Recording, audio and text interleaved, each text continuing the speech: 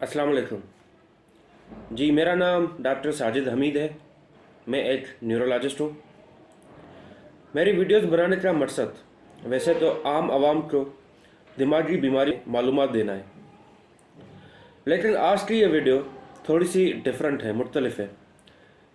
ये medical students और doctors के लिए बनाई गई है, और इसका जो मौजू है वो ये है कि दिमागी एक बीमारी मल्टीपल स्क्लेरोसिस, उसको कैसे डायग्नोस किया जाए, और उसकी डायग्नोसिस के लिए एक क्राइटेरिया इस्तेमाल होता है, मैकडोनल्ड्स क्राइटेरिया। उसके बारे में उनको आगाही दी जाए। तो अभी हम शुरू कर रहे हैं अपनी प्रेजेंटेशन। अच्छा, मल्टीपल स्क्लेरोसिस है क्या चीज?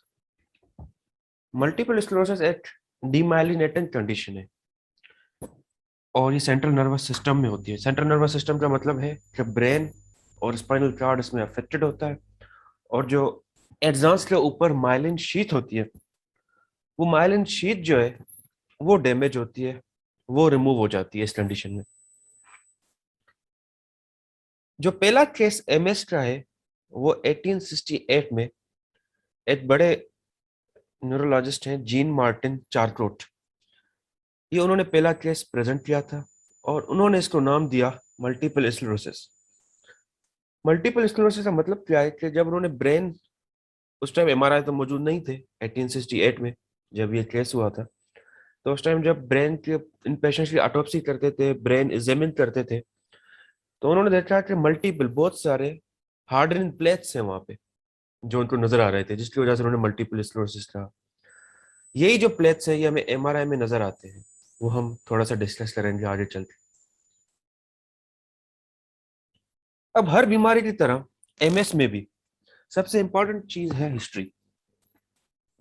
डिटेल्ड हिस्ट्री लेना सबसे जरूरी है, और जो एमएस के फीचर्स होते हैं उनके बारे में पूछना बड़ा जरूरी होता है।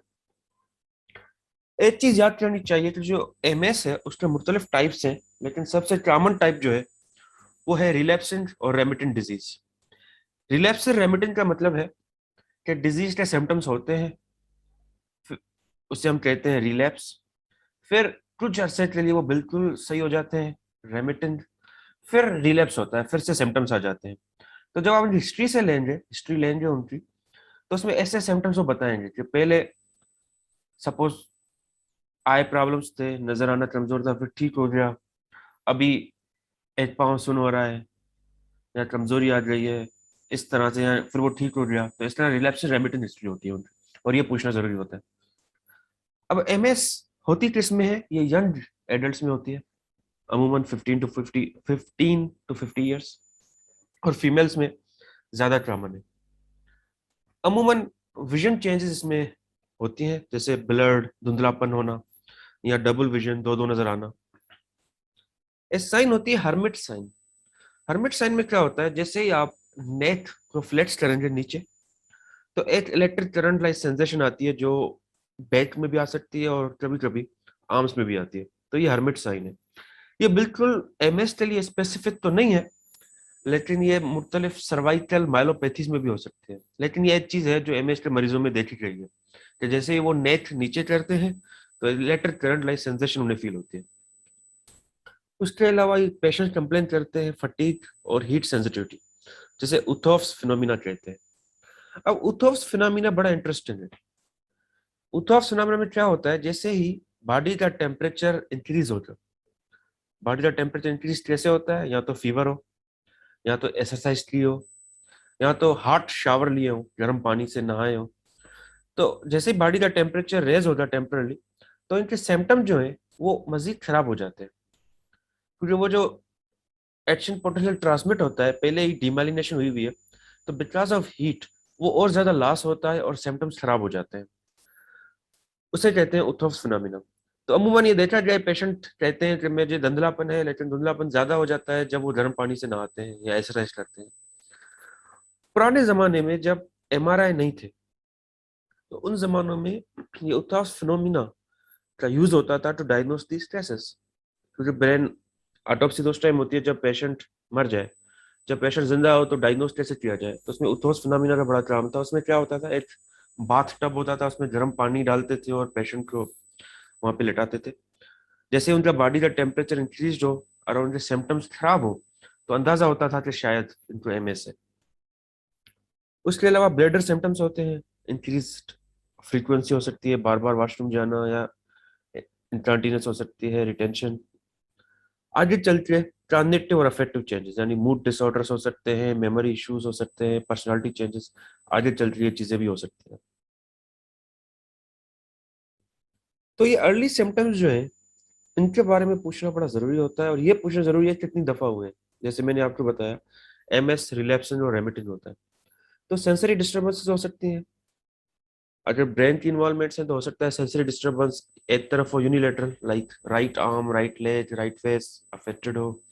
अगर स्पाइनल कॉर्ड इन्वॉल्व है तो हो सकता है दोनों टांगे या चारों लिम्स अफेक्टेड हो। ऑप्टिक न्यूराइटिस होती है। ऑप्टिक न्यूराइटिस अमूमन यूनिलेटरल होती है पर बायलेटरल भी हो सकती है। जो यूनिलेटरल ऑप्टिक न्यूराइटिस होती है उसमें आई पेन, ब्लरिंग ऑफ विजन हो सकती है, और बहुत ज्यादा हो तो ब्लाइंडनेस हो सकती है। और हम एग्जामिनेशन फंडस इनके लिए जरूरी होता है करना, ताकि पता चले कि ऑप्टिक न्यूराइटिस है या नहीं है। इन पेशेंट्स में डिप्लोपिया, दो दो नजर आना, इंट्रान्यूक्लियर ऑप्थेल्मोप्लेजिया, हर्मिट साइन जो हमने डिस्कस किया, फटीग, वीकनेस, कमजोरी एक्सट्रीमिटीज में, clumsiness, imbalance, cerebellar involvement, gait ataxia, और ब्लडर एंड बावल प्रॉब्लम्स, ये अर्ली सिम्टम्स हैं जो इन सिम्टम्स के साथ मरीज आ सकता है। फिर जैसे जैसे एमएस बढ़ता है तो आगे चल के कॉग्निटिव डिक्लाइन हो सकता है, डिप्रेशन और mood changes, vertigo, sexual dysfunction, dysarthria, dysphagia, spasticity, quadriparesis, ये सारे सिम्टम्स उनमें पैदा हो सकते हैं। और ये जो सिम्टम्स होते हैं ये बड़े डिसेबलिंग होते हैं इनके लिए।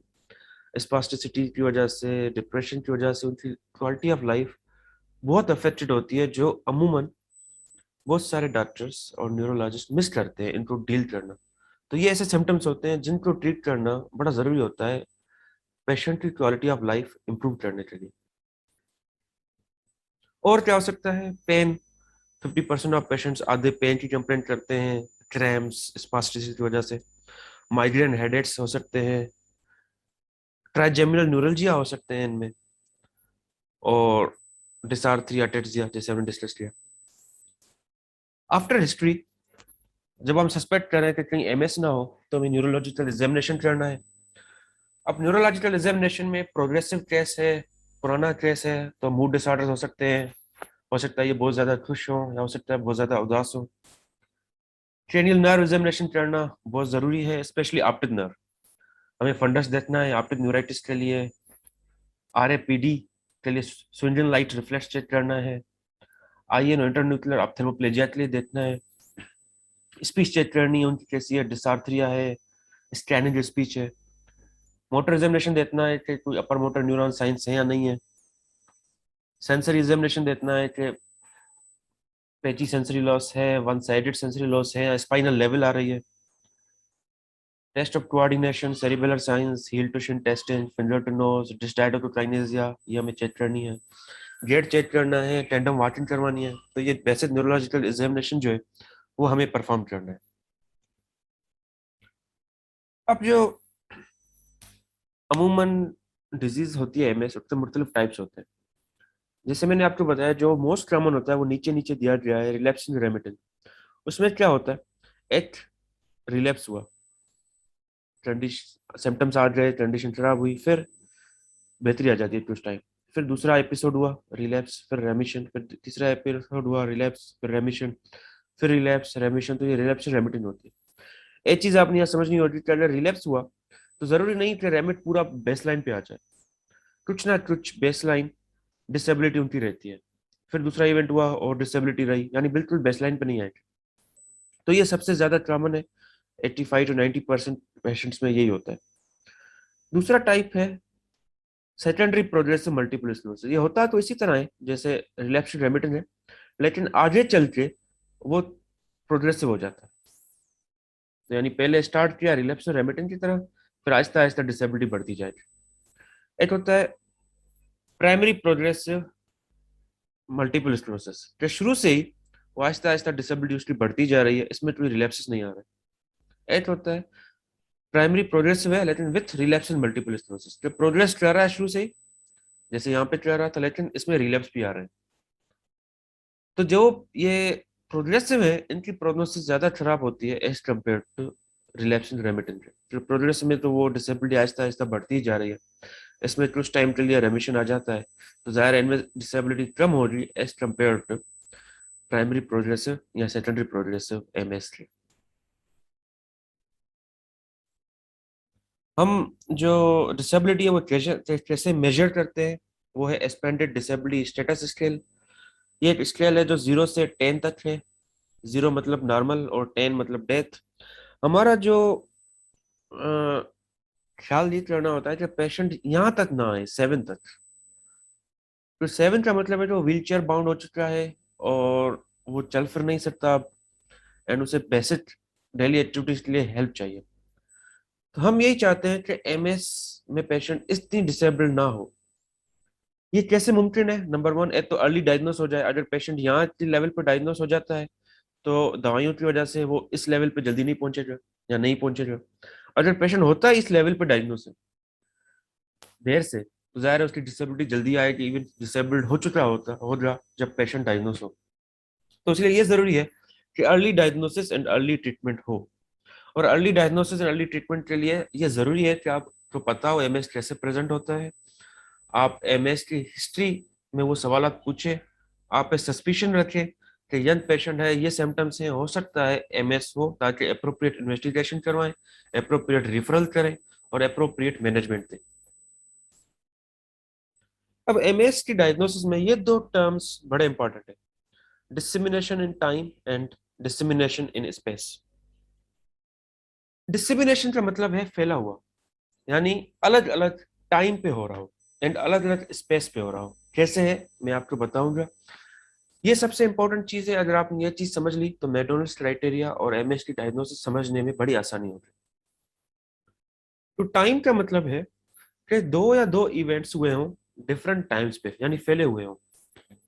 मिसाल के तौर पे किसी को आंख में प्रॉब्लम हुआ, राइट आई में प्रॉब्लम हुआ, नजर नहीं आ रहा, आपने एग्जामिनेशन किया, ऑप्टिक न्यूराइटिस है, एक मसला हुआ। अभी 2 साल बाद उनको फिर से लेफ्ट आई पे मसला हुआ, आपने एग्जामिनेशन किया, ऑप्टिक न्यूराइटिस है। यानी आई सिम्टम हुए, अलग अलग टाइम पे हुए। पहला एक अभी हुआ, एक 2 साल बाद हुआ। तो ये जो अलग अलग टाइम पे है इसे हम कहते हैं डिसेमिनेशन इन टाइम। अब डिसेमिनेशन इन स्पेस का मतलब है कि दो इवेंट्स हुए डिफरेंट लोकेशंस पे। ये कैसे? आपके पास मरीज आ रहा है, कह रहा है मेरी राइट आई नजर नहीं आ रहा, आपने एग्जामिनेशन किया, आप पे न्यूराइटिस है, और वो कह रहे हैं साथ में मुझे राइट आर्म और राइट लेग में भी वीकनेस हो चुकी है। तो आपने चेक किया अपर मोटर न्यूरॉन लीजन है, तो आपने ये लोकलाइज किया कि एक तो उससे राइट ऑप्टिक नर्व इन्वॉल्वमेंट है, यानी राइट ऑप्टिक न्यूराइटिस है। दूसरा, चूंकि इनको राइट आर्म और राइट लेग वीकनेस है, तो लेफ्ट फ्रंटल रीजन में कोई मसला होगा। तो यानी मसला अलग अलग जगहों पे है, एक लेफ्ट फ्रंटल पे है और एक राइट ऑप्टिक नर्व पे है। हुआ दोनों एक साथ है, तो यानी डिस्क्रिमिनेशन इन टाइम नहीं है, एक ही टाइम हुए, एक ही टाइम हुआ है, लेकिन डिस्क्रिमिनेशन इन स्पेस है कि एक ऑप्टिक नर्व में मसला है, एक मसला है फ्रंटल रीजन में। तो इसे कहते हैं डिस्क्रिमिनेशन इन स्पेस। ये जो discrimination in time and space है ये हम फर्दर डिस्कस करेंगे आगे। यहाँ पे बताने का मकसद था ये बेसिक क्लियर करने के लिए। तो एमएस की डायग्नोसिस के लिए हमें कुछ इन्वेस्टिगेशन चाहिए। सबसे इंपॉर्टेंट इन्वेस्टिगेशन एमआरआई ब्रेन है। एमआरआई ब्रेन में हमें व्हाइट मैटर लीजन्स नजर आते हैं और ये अमूमन कंट्रास्ट के साथ होता है। क्यों, वो हम डिस्कस करेंगे। सीटी स्कैन का एमएस की डायग्नोसिस में कोई फायदा नहीं है। तो अगर आप एमएस सस्पेक्ट कर रहे हैं तो प्लीज सीटी स्कैन ना करवाएं, एमआरआई करवाएं। उसके अलावा सीएसएफ, सेरिब्रोस्पाइनल फ्लूइड एग्जामिनेशन, कुछ इवोट पोटेंशियल जिसमें वीईपी, विजुअल इवोट पोटेंशियल बड़ा कॉमनली यूज होता है। उसके अलावा brain stem auditory evoked response, somatosensory evoked potential ये भी यूज हो सकते हैं, लेकिन अमूमन इतने होते नहीं है क्योंकि ये इतने स्पेसिफिक नहीं है। और एमआरआई, सीएसएफ, वीईपी और क्लिनिकल हिस्ट्री एग्जामिनेशन उनसे हमारा डायग्नोसिस हो जाता है अमूमन। तो एमआरआई जब हम कराते हैं तो हम क्या एक्सपेक्ट कर रहे हैं, कौन से एमआरआई में एमएस के टिपिकल लीजन्स होते हैं। तो जो लीजन्स होते हैं एमआरआई में वो व्हाइट मैटर लीजन्स होते हैं। व्हाइट मैटर का मतलब है जो ये जो सरफेस पे ग्रे एरिया है वो इतना इन्वॉल्व नहीं होगा जितना ये सब कोर्टिकल व्हाइट मैटर होगा, और ये अमूमन वेंट्रिकल्स के नजदीक होता है। ठीक है, तो ये पेरी वेंट्रिकुलर व्हाइट मैटर है और ये बड़े अच्छे नजर आते हैं फ्लेयर पे, जो एमआरआई का फ्लेयर सीक्वेंस है उस पे, क्योंकि इसमें सीएसएफ जो है वो ब्लैक होता है, तो इसीलिए हाइपर इंटेंस जो व्हाइट लीजन्स होते हैं वो बड़े प्रीडोमिनेंट हो जाते हैं। T2 में क्यों क्या होता है कि T2 में ये भी व्हाइट होता है सीएसएफ, तो व्हाइट होने की वजह से ये व्हाइट और सीएसएफ व्हाइट मिक्स होते हैं और कभी कभी डिफरेंशिएट करना मुश्किल हो जाता है। तो इसलिए फ्लेयर जो होता है वो सबसे इंपॉर्टेंट होता है एमएस में देखने के लिए। अमूमन जो फ्लेयर होता है वो कोरोनल सेक्शन में होता है, लेकिन जब हम एमएस प्रोटोकॉल लिखते हैं तो अच्छी जो रेडियोलॉजिकल डिपार्टमेंट्स हैं अच्छे, उनमें फिर ये T2 एक्सियल कट्स भी होते हैं, ताकि हम ये जो व्हाइट मैटर प्लेट्स हैं वो अच्छी तरह से देख सकें। ये वही व्हाइट मैटर प्लेट्स है जो हमने शुरू में डिस्कस किए थे कि हमारे चारकोट जो फेमस साइंटिस्ट हैं उन्होंने जब ब्रेन की ऑटोप्सी की तो उन्होंने यही प्लेट्स देखे और इनका नाम रखा मल्टीपल स्क्लेरोसिस। ये है डार्सन फिंगर। डार्सन फिंगर जो है वो हमें सजाइटल सेक्शन में नजर आती है। ये जो हमारी लेटरल वेंट्रिकल है उसके बिल्कुल नजदीक ऐसे फिंगर लाइक प्रोजेक्शंस होती है, इसे हम डार्सन फिंगर्स कहते हैं। ये बड़े टिपिकल हैं फॉर एमएस। एक तो ये पेरीवेंट्रिकुलर लीजन्स होते हैं जो वेंट्रिकल के बिल्कुल करीब होते हैं, दूसरे व्हाइट मैटर लीजन्स होते हैं जो कार्टेक्स के बिल्कुल करीब होते हैं, उसे हम कहते हैं जस्टा क्रोटिकल। ये भी टिपिकल एमएस की फाइंडिंग है। इंफ्रा टेंटोरियल अमूमन सेरिबेलम में ये नजर आते हैं, टेंटोरियम के नीचे, या फिर spinal cord. Cervical spinal cord usually affected होता है और ये शार्ट सेगमेंट्स होते हैं। एमएस की एक और रिलेटेड कंडीशन है न्यूरोमाइलाइटिस ऑप्टिका, उसमें भी स्पाइनल कॉर्ड लीजन्स होते हैं लेकिन वो बड़े होते हैं, 3 वर्टिब्रा से ज्यादा। जो एमएस के लीजन्स होते हैं वो अमूमन 3 वर्टिब्रा से कम होते हैं। तो ये जो चार है ये बड़ी टिपिकल साइट्स है, पेरीवेंट्रिकुलर, जस्टाक्रोटिकल, इंफ्राटेंटोरियल और स्पाइनल कॉर्ड। यहाँ पे एमएस के लीजन्स हमें नजर आते हैं, टिपिकली वाइट नजर आते हैं, हाइपर इंटेंस और फ्लेयर पे। तो अब डिसमिनेशन इन स्पेस और डिसमिनेशन टाइम, एक तो हमें हिस्ट्री से पता चलता है जैसे हमने डिस्कस किया, दूसरा डिसमिनेशन इन स्पेस और टाइम हमें एमआरआई में भी उसका अंदाजा हो जाता है। एमआरआई में कैसे अंदाजा होता है, अगर आपको एक T2 या फ्लेयर रीजन मिले एक या एक से ज्यादा दो अलग अलग जगहों पे, यानी आपके पास पेरीवेंट्रिकुलर जगह पे भी मिल रहे हैं लीजन्स, स्पाइनल कॉर्ड भी मिल रहे हैं, यानी अलग अलग जगहें हो रही हैं, तो डिसमिनेशन इन स्पेस है। अगर आपको इंफ्राटेंटोरियल मिल रहे हैं, पेरीवेंट्रिकुलर मिल रहे हैं, अलग अलग स्पेसेस है, तो इन चार में से अगर दो या दो से ज्यादा जगहों पे आपको मिल रहा है तो इसका मतलब है डिसमिनेशन इन स्पेस हमें एमआरआई पे नजर आ रहा है। इसी तरह से हमें डिसमिनेशन इन टाइम भी पता चलता है। डिसमिनेशन टाइप कैसे पता चलता है, इसके लिए हम कंट्रास्ट यूज करते हैं। अब जो न्यू लीजन्स होते हैं वो कंट्रास्ट इनहांसेंट होते हैं, वो जब कंट्रास्ट देंगे तो वो लाइट अप हो जाएंगे। जो पुराने होते हैं वो कंट्रास्ट इनहांसेंट नहीं होते, वो लाइट अप नहीं होते। तो अगर आपके पास एक इमेज है, सपोज उसमें 10 लीजन है, आपने कंट्रास्ट दिया, 5 लीजन कंट्रास्ट इनहांस हो रहे हैं, 5 नहीं हो रहे, तो इसका मतलब है 5 लीजन पुराने हैं और 5 अभी के हैं। इससे हमें अंदाजा हो जाएगा डिस्क्रिमिनेशन इन टाइम है, ये अलग अलग टाइम पे ये लीजन्स आए हैं। ठीक है, तो simultaneous asymptomatic contrast enhancing and non enhancing lesion at any time. Enhancing भी आपको मिल रहे हैं, नॉन इनहांसेंट भी मिल रहे हैं, उससे डिस्क्रिमिनेशन टाइम का अंदाजा हो जाता है। या फिर आपके पास पुराना एमआरआई है उनका, अभी आपने न्यू एमआरआई करवाया, पुराने एमआरआई में सपोज 3 लीजन्स थे, अभी 7 लीजन्स है, तो इसका मतलब है पहले 3 थे अभी 7 है, तो 4 लीजन्स बड़े हैं, ये अलग टाइम पे हुए हैं। तो इससे भी हमें डिस्क्रिमिनेशन इन टाइम का अंदाजा हो जाता है।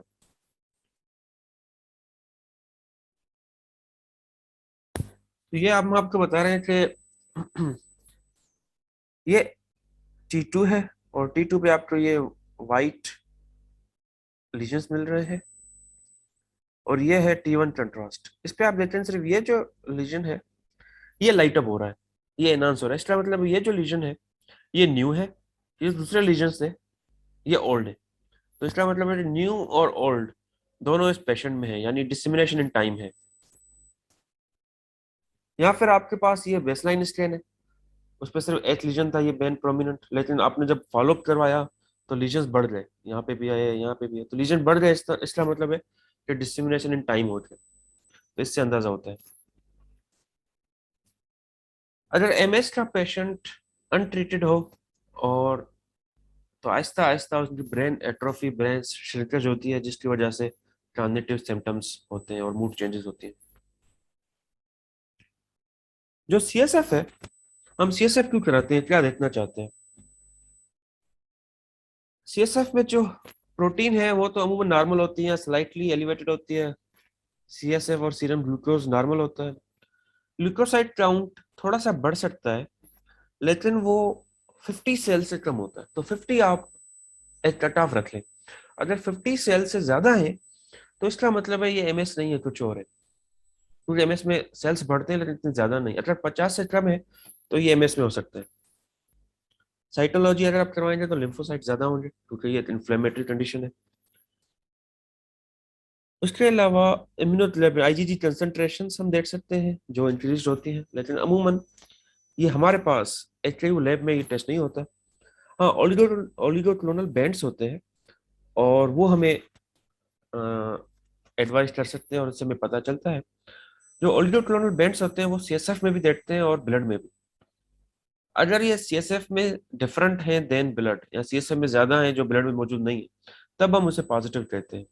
अगर वो ब्लड में भी प्रेजेंट है, सीएसएफ में भी प्रेजेंट है, तो इसका मतलब है कि कोई सिस्टमिक ये एंटीबॉडीज है जो ब्लड में थी और अब सीएसएफ में आई है। वो इतनी इंपॉर्टेंट नहीं है, इंपॉर्टेंट उस टाइम है जब सीएसएफ में प्रेजेंट हो और ब्लड में ना हो। इसका मतलब है कि लोकल सीएनएस में कोई इन्फ्लेमेशन चल रही है जो बाहर सिस्टमिक नहीं है। This is how visual evoke potential ऐसे होता है कि एक स्क्रीन होती है चेकर बोर्ड पैटर्न पे, और ये रेड डॉट है जहाँ पे पेशेंट देख रहा होता है, और ये स्क्रीन फ्लिकर करती है, चेंज होती है, और आपके पास ऐसा वेव फॉर्म मिलता है। ठीक है। अब ये उसकी वेव फॉर्म जो है, इसमें एक, अब जो न्यूरोफिजियोलॉजी होती है उसमें ऊपर वाली वेव को नेगेटिव कहा जाता है और नीचे वाली को पॉजिटिव कहा जाता है। तो अगर आप इस वेव को देखें तो ये फर्स्ट नेगेटिव है, फिर ये नीचे यानी पॉजिटिव, फिर ये ऊपर नेगेटिव। तो ये N75 है, ये P100 है, और ये N145 है। ये P100 जो यहाँ लिखा हुआ है ये इस वेव का है। तो हमें इसकी जो इम्पोर्टेंट है वो P100 होती है, और P100 का एक नॉर्मल वैल्यू होता है।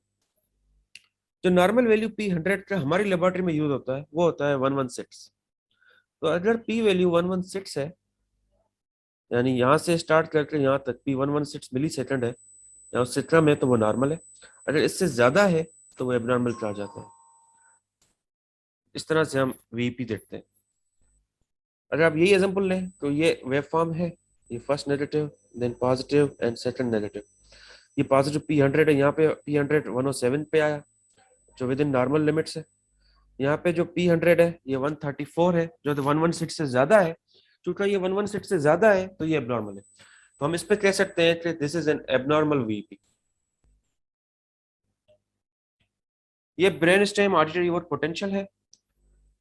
इस तरह से हमें वेवफॉर्म्स मिलती हैं। ये SSPEs है। जैसे मैंने कहा ये ब्रेन स्टेम आर्टरी और पोटेंशियल्स और SSEPs अब इतनी यूज नहीं होती, क्योंकि हमारे पास MRIs है, उसमें हम इजिली MS डायग्नोस कर सकते हैं, और वही इन्वेस्टिगेशन ऑफ चॉइस है for the diagnosis of MS। Now Williams, sorry, ये विलियम यान मैकडोनल्ड है। ये न्यूजीलैंड के न्यूरोलॉजिस्ट है मशहूर, और इन्होंने मैकडोनल्ड्स क्राइटेरिया दिया था जो मुख्तलिफ रिविजन्स जिसपे होती रहती है। अब मैकडोनल्ड्स क्राइटेरिया है क्या चीज? मैकडोनल्ड्स क्राइटेरिया में ये मैंने बड़ा आसान किया हुआ है ताकि सब कुछ समझ आए। अब मैकडोनल्ड्स क्राइटेरिया में हमें डिसमिनेशन इन टाइम और डिसमिनेशन इन स्पेस देखना होता है। अगर आपको क्लिनिकल हिस्ट्री मिल रही है जिसमें डिसमिनेशन इन टाइम है, डिसमिनेट टाइम है यानी पहले इनको कोई मसला हुआ था 10 साल पहले, अभी मसला हुआ है 8 साल पहले, तो यानी पहले 10 साल पहले था, अभी 8 साल पहले है, तो डिसमिनेशन इन टाइम है। और जो लीजन्स हैं वो डिस्क्रिमिनेशन इन स्पेस, यानी अलग अलग जगहों पे हैं। कि पहले उनको ऑप्टिक न्यूराइटिस हुआ था और राइट साइड वीकनेस थी 10 साल पहले। अभी जो है 1 साल पहले उनको ब्लैडर बावल सिम्टम्स है और दोनों टांगे काम नहीं कर रही, स्पाइनल कॉर्ड पे लोकलाइज हो रहा है। तो यानी अलग अलग जगहों पे है डिस्क्रिमिनेशन इन स्पेस, एंड अलग अलग अलग टाइम पे है डिस्क्रिमिनेशन इन टाइम। अगर दो से ज्यादा लीजन्स हैं जो डिस्क्रिमिनेशन इन टाइम बता रहे हैं और दो से ज्यादा लीजन्स हैं जो डिस्क्रिमिनेशन इन स्पेस बता रहे हैं, तो ये क्लिनिकल पे आप एमएस डायग्नोज कर सकते हैं। हम एमआरआई फिर भी इनमें करवाते हैं, वरना मैकडोनल्ड्स क्राइटेरिया के हिसाब से नीड नहीं है, पर एमआरआई इसलिए करवाते हैं ताकि हम सेकेंडरी काजेस रूल आउट कर सकें जो मिमिक करें एमएस को। नंबर वन, क्योंकि एमएस के लिए अलग से ट्रीटमेंट होती है, इम्यूनोमॉड्यूलेटर्स और बड़े अरसे तक। तो अगर हमें एमएस लिए कंफर्म होना है तो हम एमआरआई करवाते हैं। बट क्लिनिकली देखा जाए तो इन दो अगर आपके पास मिल रही है तो फर्दर आपको इन्वेस्टिगेशन की नीड नहीं है, and you can diagnose MS on clinical criteria as per McDonald's criteria. अब दूसरा एग्जाम्पल ले कि अगर आपके पास दो या दो से ज्यादा अटैक्स तो हुए हैं जो डिसमिनेटेड इन टाइम है, यानी 10 साल पहले उनको राइट आई ब्लरिंग हुई थी, एग्जामिनेशन किया, आपने न्यूराइटिस था। अभी आए हैं 10 साल बाद, अगेन राइट आई सिम्टम्स फिर से आ गए हैं जो कि पहले रिजॉल्व हो चुके थे। फिर से आपने एग्जामिनेशन किया, आपने न्यूराइटिस है। तो आपके पास डिसमिनेशन इन टाइम तो मिल गया कि आपने पहले चेक किया था डिसमिनेशन इन टाइम, आपने न्यूराइटिस था 10 साल पहले, अभी फिर से किया तो फिर से आ रहा है ऑप्टिक न्यूराइटिस सेम आई में। तो डिसमिनेशन इन टाइम तो मिल गया, लेकिन डिसमिनेशन इन स्पेस नहीं है कि दोनों दफा राइट ऑप्टिक नर्व इन्वॉल्व थी। तो अब ये कैसे पता चले कि ये डिसमिनेशन इन स्पेस है या नहीं है? तो आप क्या करवाएंगे? MRI brain and spinal cord.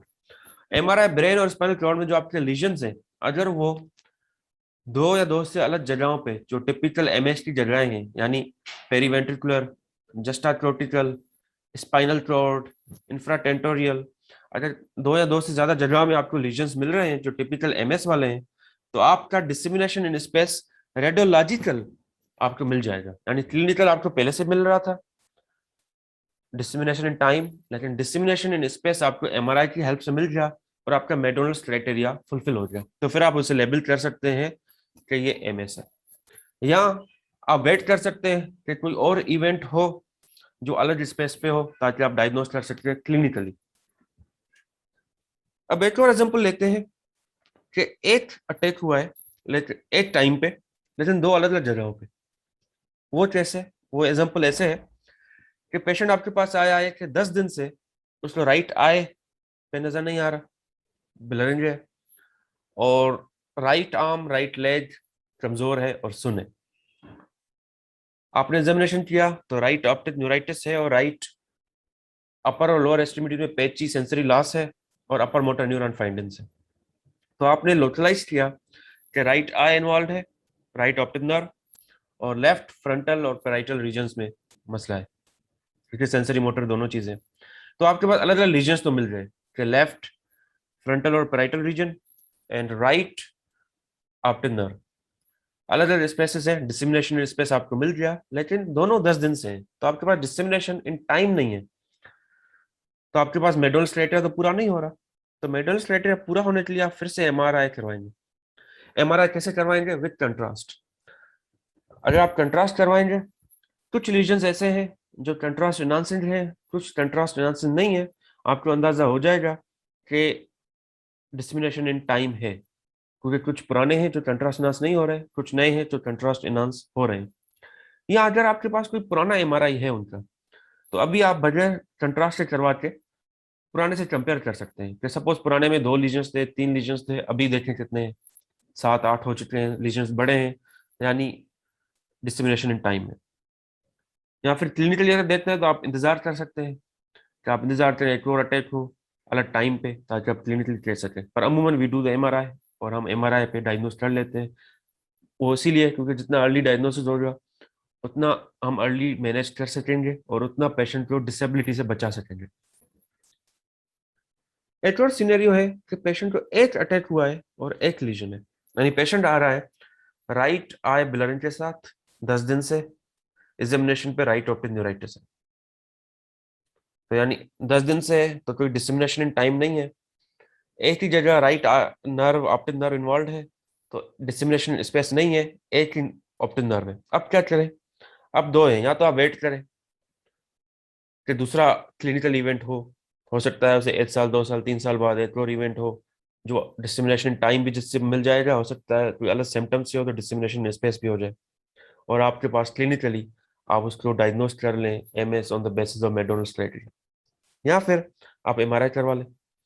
MRI में अगर आपको लीजन्स मिल रहे हैं अलग अलग जगहों पे, तो डिसेमिनेशन इन स्पेस हो जाएगा, और अलग अलग टाइम पे मिल रहे हैं, यानी कंट्रास्ट इनहांस कर रहे हैं और कंट्रास्ट इनहांस नहीं कर रहे हैं कुछ लीजन्स, तो उससे आपको डिस्क्रिमिनेशन टाइम मिल जाएगा, फिर आप उसको एमएस लेबल कर सकते हैं। तो ये तो है रिलैप्सिंग और रेमिटेंट के टाइप्स। अच्छा, तो अगर हम प्रोग्रेसिव एमएस की बात करें, तो प्रोग्रेसिव एमएस जो है उसका क्राइटेरिया थोड़ा सा डिफरेंट है। ये जो हमने क्राइटेरिया डिस्कस किया वो रिलैप्स से रेमिटेंट का था। अब प्रोग्रेसिव के लिए जरूरी है कि 1/8 साल का टाइम हो जिसमें डिजीज प्रोग्रेस कर रही हो सकता है ये रिट्रोस्पेक्टिव हो, यानी आपके पास मरीज आ रहा है 1 साल बाद और कह रहा है कि मुझे पिछले 1 साल से या 2 साल से ये कोई भी डिसेबिलिटी ये प्रोग्रेस हो रही है, कोई भी प्रॉब्लम है ये प्रोग्रेस हो रहा है, चलता जा रहा है। या प्रोस्पेक्टिव, पेशेंट आपके पास आ रहा है 2 महीने बाद, लेकिन आपने विद टाइम देख रहे हैं कि इसकी डिजीज जो है वो बढ़ती जा रही है 1 साल तक।